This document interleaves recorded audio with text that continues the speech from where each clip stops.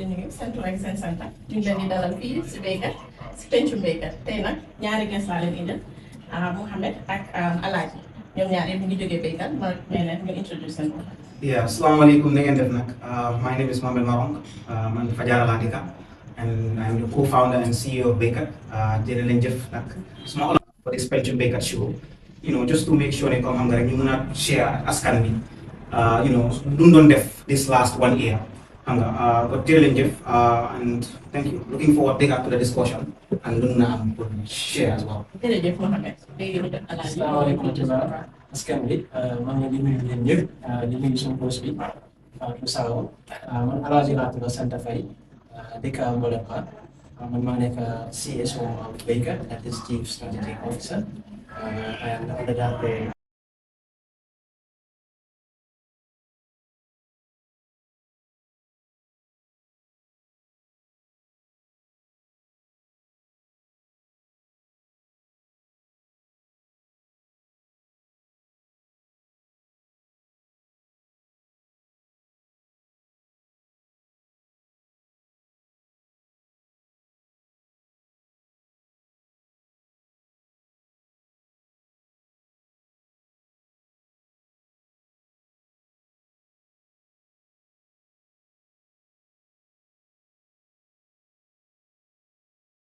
bokk na si li ñu nar moo tax ñu ñëw da ngeen béykat te soo jëlee béykat nga break ko down béy mooy someone kuy grow like xam nga as a farmer and cart lu ngeen mooy lan tey nga dem si marché bi wala nga dem si supermarket bi nga amee sa pañe mooy shop mooy xam nga def si solo def basically moom la ñu koy shopping cart tey si internet bi or outside online so basically moo tax ñu jël ñaari tur yooyu noonu ñu boole béy ak cart ñu def ko béykat béykat léegi lu moo miin as ñun as a company is tey is ne dañ bëgg a make sure ne tey képp kuy béy di nga mën a am looy jaay doo mën a nekk di jos béy te am loolooy jaay muy yaaku ba pare xam nga rek muy ñuy nekk di continuer di wax ne xam nga pharmacie yaa ngi soona mun nañoo jaay so ñun loolu moo tax loolu muy tax a jóg right so generally basically loolu mooy béykat waaye just to come back to ñun lu ñoo def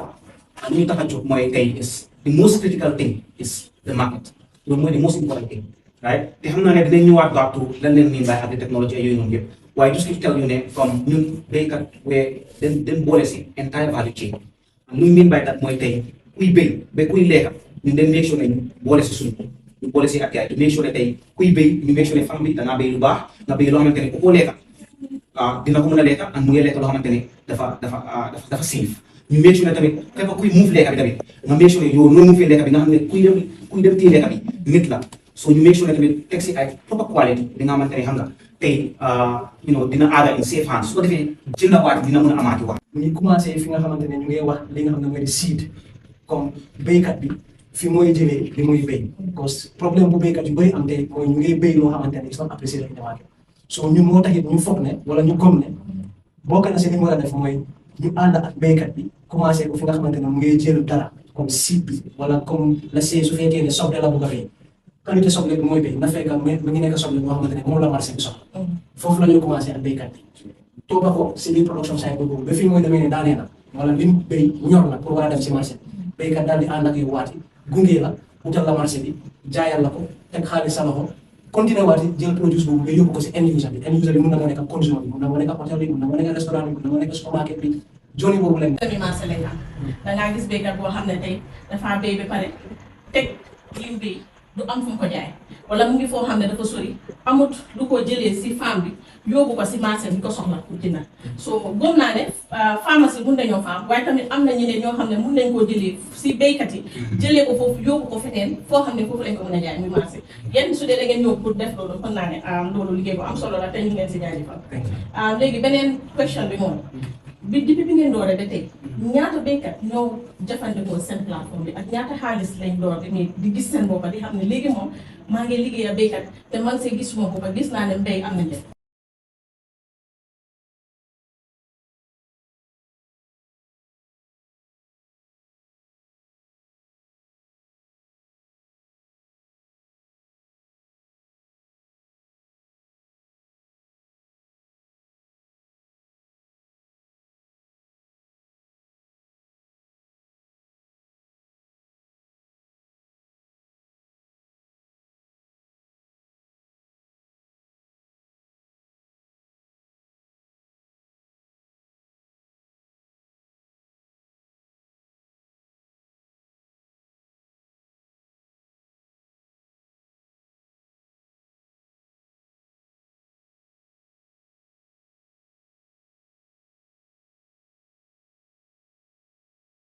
boo xamante ne xam nga local variety yi am si Gambia xam naa ne doo ko mën a compare ak bii te itamit boo ko waroon a jaay in international market pour mu compete foofu noonu mun na jafe lool moo taxoon ñu introduce bi waaye terewul biñ ko introducé béykat yu bëri yi ñu ko jox dañ commencé di leen di gëmloo ne lii mooy li marché bi bugga terewul tamit li ngeen am ñun dinañ ko jël seen loxo jaay ko foofu la commencé boobu biñ commencé di jël local variety si ñoom ñu ngi doon work with somewhere around 17 farmers 17 farmers yi yëpp bi ñu leen laajtee ëppa doole bi si ñoom liñ doon jànkuwanteel bokk na si price mooy prix papaya bi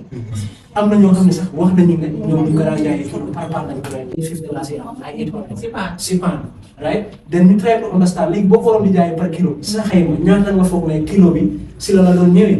dégg nga ne nombre su mel ni $35 yi $40 yi kilo ñun biñ gëstuwaatee loolu ñu xool gis ne dëgg béykat bi war na moom la am lu ëpp loolu si kilo bi am na opportunité the only point we need to move on mooy go and get improved price lu ko gars yi commencé di jël ñoom itamit ci commencé nañ di si gis seen bopp gis nañ ne naaw because bii moo gën a am long shelf life moo gën a apprécié moo gën a yéen lan moo leen different lan what makes you stand out from other platforms. Okay, dañoo use technology it's more like an e-commerce site if it comes to the aggregation bit pour dimbale ñu mën a reach farmers that then let's say farmer bu nekk ba soom example we have Alpha koo xamante ne mu ngi aji papaya how the BayKart platform or app helps them is suñu xamee ne ñu ngi harvest gannaaw suba what they need to do is just go into the application upload or list their product and just give us estimates, not even actual numbers, but estimates around how many kilos they expect. Once they upload that on the app, from the office or wherever we are inside, on the fields, we can see that, oh, there's one of our farmers in summer, he's expecting to harvest, let's say 100 or 500 kilos next tomorrow. So already you may prepare for that order. So in essence, the e-commerce site, which mostly deals with aggregation, primarily helps us to basically see these things from even a distance while we prepare for those markets. Well, it soon you see land more low at other platforms because very why they get platforms they claim the agri-technology companies, but I see them as e-commerce sites only. While you as BayKart we are more than e-commerce. Later we are more than e-commerce they name they the platform more than the what are the Gambian farmers access markets. Not understand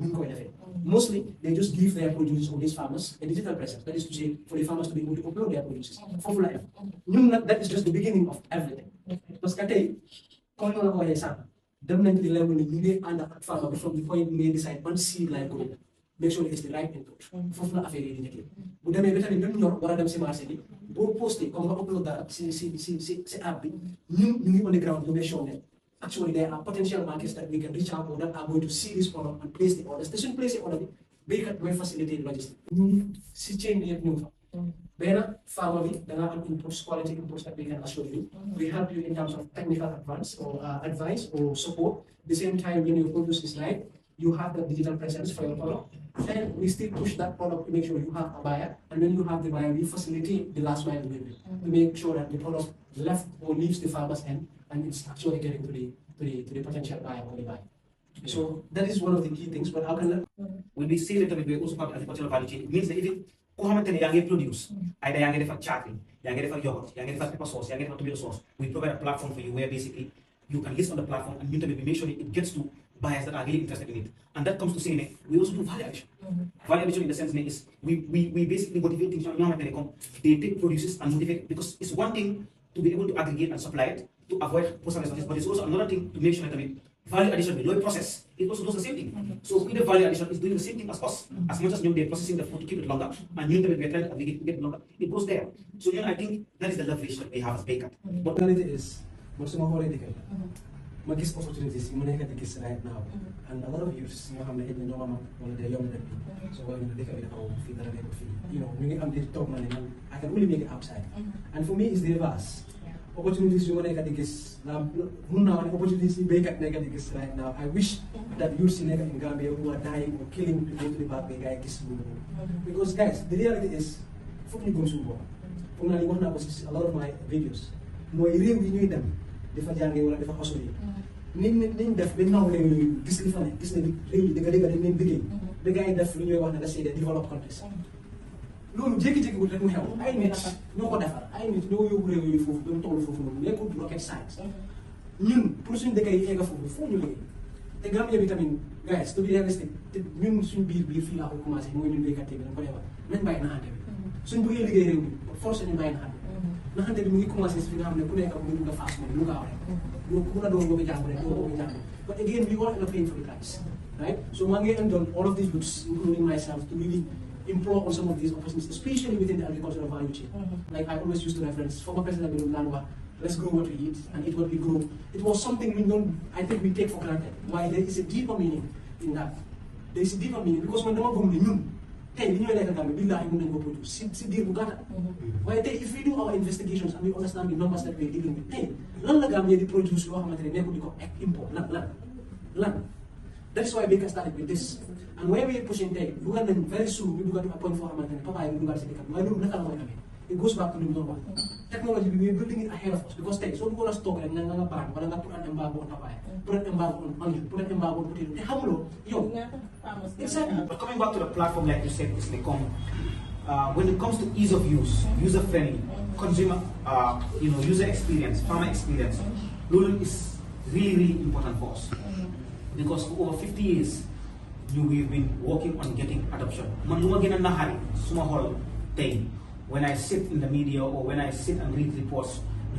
basically is we're improving farmers' lives with digital adoption and we're literally not adopting those type of things. And more than even new, when basically we're developing these things, we still face those constraints because the knowledge you understand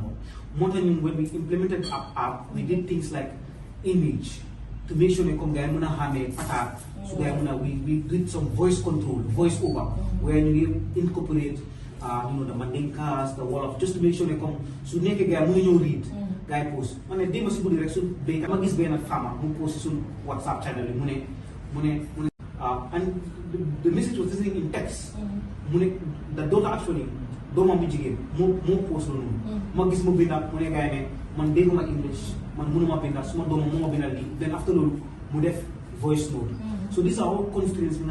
farmers are really facing because they go upload, they need to be able to understand some few texts. But I think it's also important that we tell the people that we're also going further. We're launching our Kibaro next year, inshallah, where basically we're planning to do a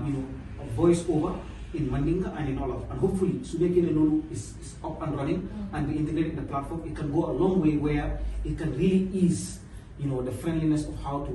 use the app and something like